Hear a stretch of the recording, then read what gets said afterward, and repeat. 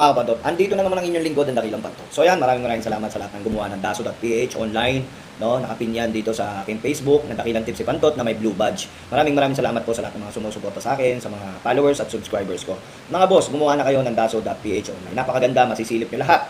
Dito masisilip nyo lahat ng mga previous run, previous preba, at mapapanood nyo pa ng aktual, nung makikita nyo kung anong ginawa ng kabayo, o sobra ba si kabayo o hindi. Makakasilip kayo dito kasi lahat ng kabayo nandito, at may daso po yan mga boss, may daso yan. Kaya ano pa inaantay nyo, gumawa na po kayo yan.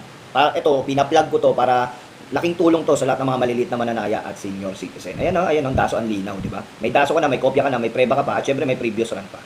So yun, bago tayo magsimula, maraming salamat sa inyo at pasintabi po sa lahat ng horse owners at trainers at jockeys at kahit anumang koneksyon. Tayo po ay nagbibigay ng giya at gabay at race analysis pagdating sa tayang, kayo pa rin masusunod. Dahil pera nyo, isip nyo, sundin nyo. Bago tayo magsimula, happy birthday pala kay Boss Junjun Molina. Isa pong horse owner yan sa ating kakarerang industriya ng Pilipinas. Karera industriya ng kabayo ng Pilipinas. Boss Junjun Molina. Happy birthday po, boss. More birthdays to come, more wins to come, and more horses to come. Thank you po. Okay, may 7 karera na nabuo ng Metro to. So, tandaan nyo, galingan nyo. Kasi itong karera na to ay medyo mahirap. Sobrang hirap talaga. So, magsimula na tayo. Dito sa race 1, 3-year-old in above maiden race, katulad to ng sinabi ko kay This Old Heart of Mine, sinabi ko naman niya sa vlog na magaling talaga yung kabayo. Ito kasabay naman tong bili, no? King Alexander. Ang pagkakaalam ko dito, mas mahal daw to binili. Itong King Alexander kasi mas alam ko dito, ito yung mas magaling, mas magaling to kaysa doon sa kay This Old Heart of Mine. Tingin ko panlaban din to sa mga imported. Kaya kung ako, solo ulit, dito ako, solo King Alexander. Siguro sa 1400, maglalaro lang ang preba nito sa 1.26 at 1.25. Nandun lang yun, pero kasi ramdam ko, kasi talagang maniniwala ako, mas magaling daw to si King Alexander kaysa dun sa pangalawa. So yun, kung maghahanap ako ng pamorkas, dun ako sa 9, Brewing Point ang pamorkas. So yun, race number 2 tayo. Dito sa race number 2, race number 2 tayo. Race number 2 tayo. Dito sa race number 2, dito sa karera naman to, medyo magulo to, pero nalalamangan ako dito. Ang primera ko numero 6, Sinag, panigundo ko, yung numero 3 na rin, Flamenco Das, kasi ito Flamenco Das na to, pag nakorek yung talon nito sa aparato, pwedeng manalo to, no? Yan, numero 3, segundo ko, panersera ko, yung Smarty Jazz, numero 3. So, dumako naman po tayo dito sa race number 3. Race number 3, rating based, negative system, class 4, 6 into 21 points. Dito sa karerang ito, ay pipili ako ng 3. Although, hindi mawawala si Mang Nano. Although, ito kasi pinakalamang dito sa karerang ito, si Mang Nano. Depende na lang po kung kakalabitin yan o hindi. Pero yan ang nakikita kong sobrang lamang sa karerang niya. Numero 8, Mang Nano, siya na rin ang first choice ko. Panigundo ko yung numero 6 na Deremate, Anyo 96. At panersera ko yung numero 3, Heavyweight. Yan siguro 3 na yan, matibay na yan. Mas matibay pa sa relasyon niya. At dumako naman po tayo dito sa race number 4. Class 5 non-placer, ikangaw, hindi tumimbang. Pero 2 kabayo tayo dito mga boss. Kasi hindi mo masasabi ang karera.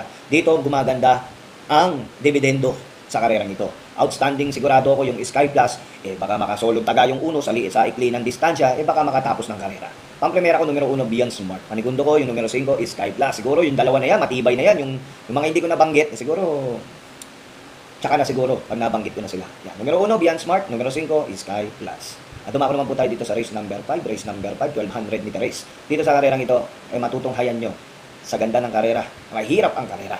Pero doon tayo, magtatatlo na tayo mga boss kasi mahirap tong karera nito. Mamaya, tama natin sa Yamado, di todas tayo. Pero pang primera ko numero 2, Moment Like This. Haligundo ko numero 1, Himanshi. At panersera ko, Kalangaman Island. Yan 3, sigurado ko matibay na yan. Mas matibay pa sa relasyon nyo. Yan.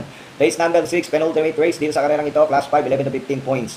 Dito, madaming pababain. Tulad yan, Success of Time, Petron, pababain. Heto na, pababain din. At yun yung 3 pababain. At tingin ko din yung Golden Pepita, pababain na rin. At may ayaw ako dito, no? Siguro yung Nards 23, pass muna ako dyan. Tsaka kay Golden Pepita, Success of Time, Heto na, Shanghai Silk, siguro yan mga pass muna ako dyan, no? Kasi hindi ko pa nakikitaan sila ng magandang preba. Yung iba dyan, galing sa bakasyon o ano. Siyempre, pipili tayo ng 3. Yung numero 3, Noble Touch, pang-primera ko. Panigundo ko yung numero 2 na rin, Petron, sa kaibigan ko, panersera ko yung numero 6. French Leather, bahala na po kayo magdagdag. So, ito na. Last and final race, mga boss. Dito sa karerang ito ay medyo may kaguluhan. Pero, tiyak ko, malaki chance ang manalo. Yung numero 8. Tapos ang pang-primera ko. Panigundo ko naman dito, mga boss, yung numero 6. Hero Soldier 96, na segundo to kay Carried Away. At panersera ko, Metal Strength. May diado ko dito. Isama nyo, mga boss, baka sarali. Yung numero 1, Laguna de Bay. Along shot yan, mga boss. Nakakababa lang yan. Kakababa lang yan ng karera. Baka sakaling gumaling at manalo. Yan, good luck po bayan Arelista. Maraming salamat po sa lahat ng antay ng vlog ko at tips ko, trace analysis at guide. Alam nyo, tandaan nyo, Etong sinasabi ko, walang kasiguraduhan, pero malaki chance ang manalo. Pera nyo, isip nyo, sundin. Shoutout sa inyo, at syempre kung saan umabot tong vlog ko at tips ko, mag-comment na kayo sa baba. At yung magpapa-shoutout, mag-comment na kayo sa baba para sa next vlog natin, alam nyo na mga boss, i-shoutout ko kayo. At gumawa na kayo ng daso.ph online. Andito ang tutorial ko, panoorin mo. Thank you, Abanto.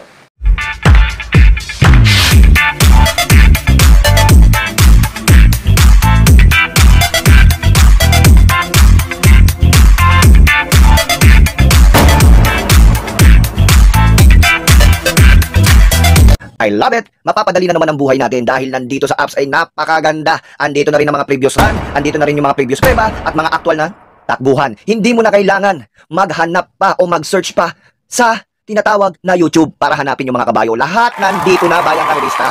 Andito ako para ipamahagi ko sa inyo na budget meal na, mapapakinabangan mo pa at quality pa. Sa 35 pesos mo, one day all access ka na, Kabayang Karerista. Kaya sundan mo na tong tutorial ko. At pumunta na tayo sa ating cellphone. At nakikita nyo ba yung Google Chrome? Pindutin nyo na yan. Pagkatapos pindutin nyo na, i-search nyo na ang daso.ph at makikita nyo na ang site nila sa Google Chrome. At nakikita nyo yung kanan, may tatlong icon dun. Pindutin nyo na yon at mag-sign up na. Ito ang pinakamadali kung wala kayong cellphone number o email o pwedeng may choices tayo. Pwedeng Facebook, ilagin nyo at mas madali yung sign in with Google. Pindutin nyo yung pula na yan. Pag napindot nyo na yung pula at mamili na po kayo dyan kung ano pong gamit nyong email dyan. Ang gamit ko po ay Jeldon Joseph Jr. Mateo. At lalabas po yan ng continue. Pindutin nyo lang po yan at magre-relay yan at antayin natin. At ito na po, nasa site na po tayo ng Daso.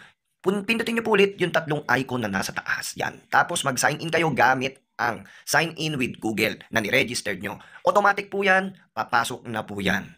Bayang Karerista. Napakasimple lang. Madaling mag-sign in, madaling makapasok. Basta sundan mo lang tong tutorial ko. At paano naman mag-cash in ng 35 pesos? Ito na tayo sa exciting part. I-screenshot nyo lang yung profile nyo. Tapos, pumunta na kayo, syempre, walang iba, sa page ng daso.ph. I-search nyo po yan sa Facebook, ang daso.ph, 10 a.m. to 10 p.m. po sila bukas. At laging naka-online. Re-replyan po kayo ng napakabilis pa sa alas 4. Ngayon, katulad ko niyan, Bayang Karerista, alam ko naman may mga edad na gumagamit ngayon. Kaya itong tinuturo ko sa inyo ay mapapadali. Sundin nyo lang tong step na to. Sigurado akong masusundan nyo at magiging hawa at makakatulong ito sa pagre-review nyo. Ito na po, nag-message na po ako dyan sa daso.ph at nagbigay na po sila ng GCash nila. Dyan nyo ipapadala yung bayad yung 35 pesos only. One day all access. I love it. Pagkatapos nyan, i-copy nyo lang po yan. I-type nyo po yung number nila o i-copy nyo. Napaka-basic nyan. Tapos pumunta na po tayo sa walang iba. Di GCash natin. At ito na po, ang GCash natin, online natin. Pagkatapos nyan, send. Pindutin natin ang send. At syempre, express send.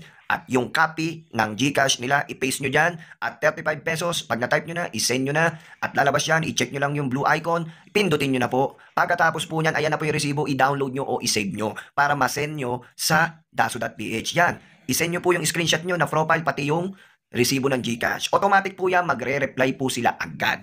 Ipapasok nila yung kinash in mong 35 pesos sa profile mo ng daso.ph. Ito na po, ang sabi nila, token send na po, sir. Ayan na po, please refresh account for the tokens to reflect. Good luck in the races po, sir. Ganyan kabilis ang daso.ph. Kaya ngayon, pumunta na po tayo sa site daso.ph. I-refresh nyo lang ang account nyo. Ayun na, lalabas na po yung 35 tokens nyo. At paano ba mag-purchase? Punta kayo ulit sa home at click nyo po yung daily subscription for 35. Ayan na, purchase successful na, mga Bayang Karerista. Napaka-basic lang, madaling matutunan. At ito na, punta na tayo sa calendar ng March 12. Ayan na, makikita naman dyan, your subscription will end is one day all access. I love it. Dito mo makikita ang mga kopya ng Daso. Yan, makikita mo lahat ng mga takbuhan nila, mga lineup nila, pababa, scroll down mo na ng scroll down hanggang sa Novatos at Barrel at Vicious. Dyan mo makikita ang mga previous run at Novato run nila.